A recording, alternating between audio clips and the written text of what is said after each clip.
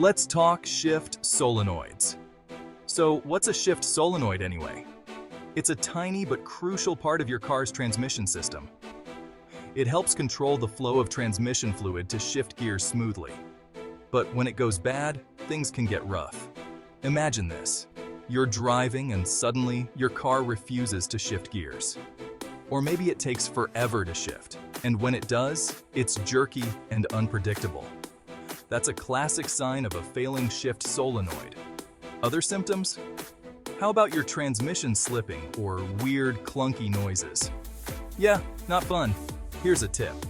If you're experiencing these issues, check for a transmission warning light on your dashboard.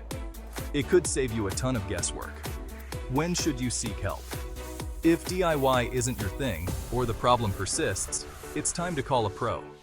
Repairs might range from a simple solenoid replacement to more extensive transmission work.